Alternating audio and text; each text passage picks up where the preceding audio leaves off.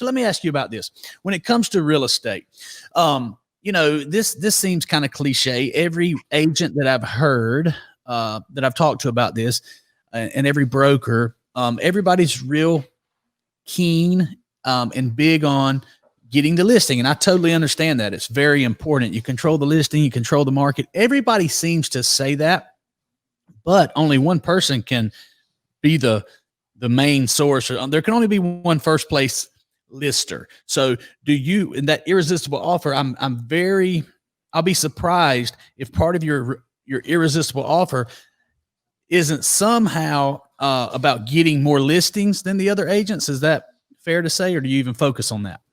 Well, we create an irresistible offer for buyers and for sellers.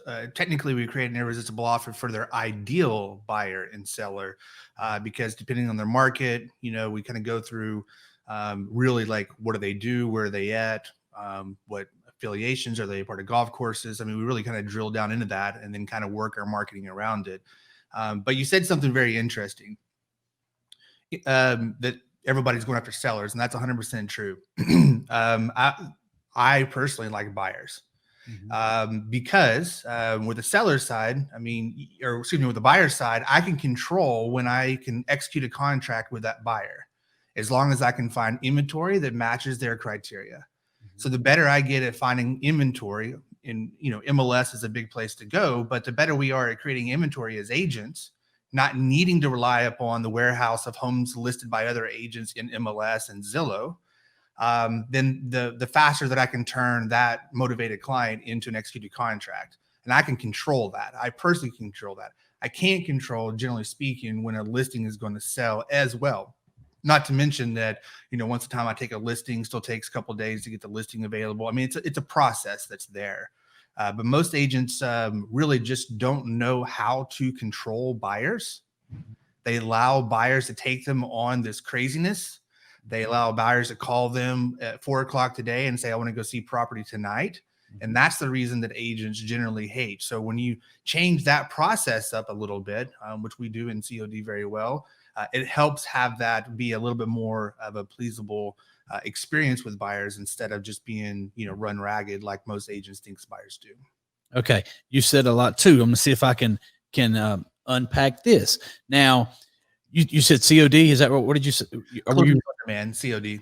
Closing on demand? Closings on demand is the name of the company. Yeah. Okay. Closings on demand. Is that your virtual training tool? That's my company. That's what we use we run our clients through that program. Understand. Okay. So you actually have a program to train people on this process. So I want to be clear, because I know what you meant, but I want to make sure that we're not misleading our viewers, because, early on we said we have to build our process based on what the buyer wants or what our customer wants, not what we want. But then right here you said, hey, we're not going to let these customers run us ragged. So there is a way we can do both. And I know this is, you can't train us on your process, and you don't give your process away. I want to allow you to comment on that. The fact that we're not speaking out of both sides of our mouth here. Yeah, no, good point. Go ahead. Yeah. So I'll give a little bit as far as how and what I mean. Usually with buyers, agent emails over a link from their MLS with their pretty face on it, says, hey, here's all the properties that match your criteria. The agent sits back, twiddles their thumbs, waits for the buyer to finally eventually email them back some listings.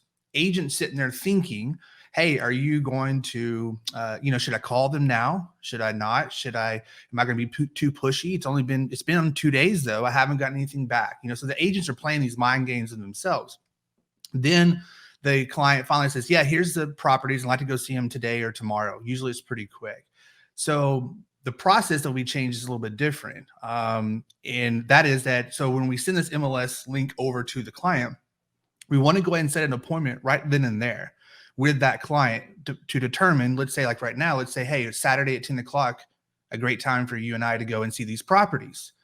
Now we can inflict a little bit of an accountability by saying, hey, is there a way you can have this list back to me by Friday morning, so I can have a few, Friday to be able to get with all the sellers and get it all set up for you, et cetera. So now I'm inflicting a little accountability, and I can manage that person based upon the expectations that I set.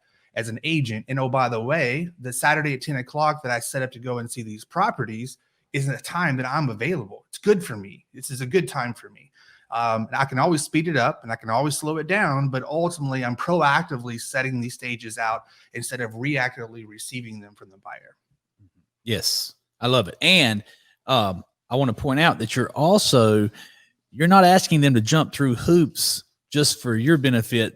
The things that you're asking them to do is actually going to benefit them